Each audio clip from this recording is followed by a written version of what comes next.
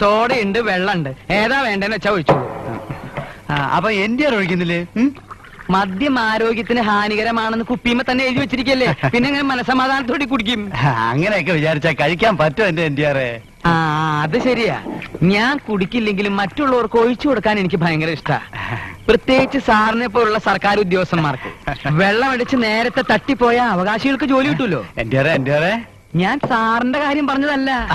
Sir അങ്ങനെ പെട്ടെന്ന് ഇവിടുന്ന് പോവോ? ഒരുപാട് അനുഭവിച്ചിട്ടല്ലേ ഇവിടുന്ന് പോവുള്ളൂ. എന്താ നല്ല സുഖങ്ങളെ. ഇത് പ്രത്യേകിച്ച് ഞാൻ ഹോട്ടലിൽ നിന്ന് വരുത്തി വെച്ചിരിക്കുന്ന ബീഫാ. അകത്താണെങ്കിൽ താറാവ് റെഡി ആയിക്കൊണ്ടിരിക്കുക.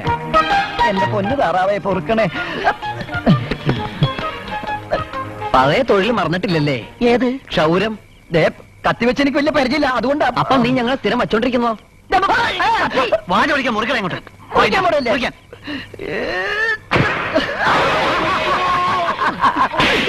ആളെ കൊന്നാണോടത്തേണ്ടി താറാവിന് മുറിക്കരുത്.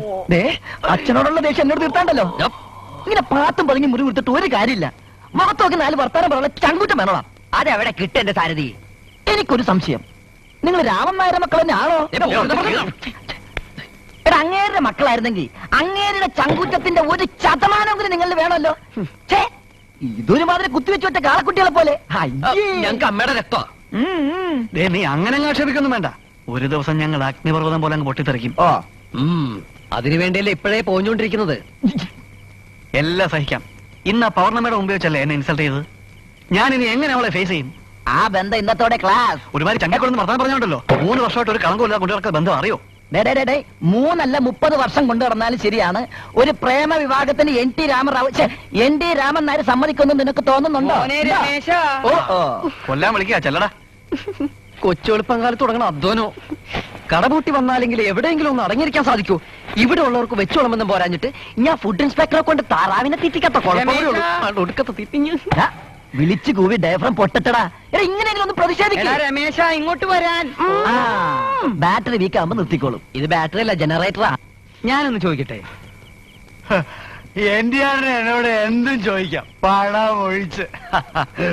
ഹോട്ടലിൽ നിന്ന് പിടിച്ചെടുത്ത സാധനങ്ങള് പഴയതാണെന്ന് നിങ്ങൾ എങ്ങനെയാ കണ്ടുപിടിക്കണേ? അതിന് പല ശാസ്ത്രീയ രീതികളുണ്ട്. പക്ഷെ എന്നെ പോലുള്ള എക്സ്പെർട്ടിലേക്ക് ലാബിന്റെയോ ഒരു പുണ്ണാക്കിന്റെയോ ആവശ്യമില്ല. ഒന്ന് മണത്തോ ഒന്ന് രുചിച്ചോ നോക്കിയാ മതി എത്ര ദിവസത്തെ പഴക്കമുണ്ടെന്ന് കൃത്യമായിട്ട് ഞാൻ പറയും. എന്റെ അമ്മോ, എന്തു പറ്റി? അല്ല, ഞാൻ ഓർക്കുകയായിരുന്നു സാറിന് മലവും മൂത്രവും പരിശോധിക്കുന്ന ജോലി കിട്ടാതിരുന്നത് ഭാഗ്യം. സാറ് കഴിക്കേ. അച്ഛനെ വിളിച്ചോ?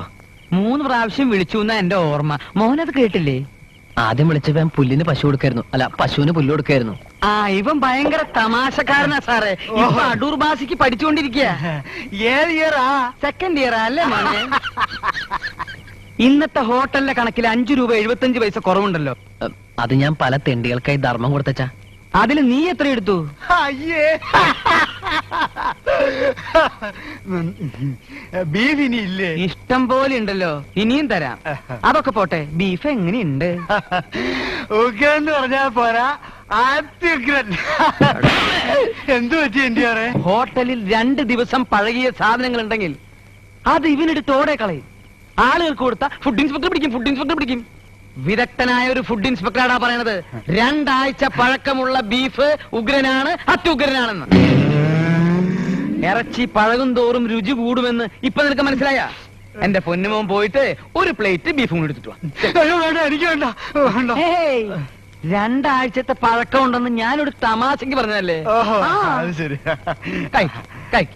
ഇനി കൃത്യമായിട്ട് പറയുകയാണെങ്കിൽ ഒരു 36 ദിവസത്തെ പഴക്കേ ഇപ്പൊ ഇതിനുള്ളൂ.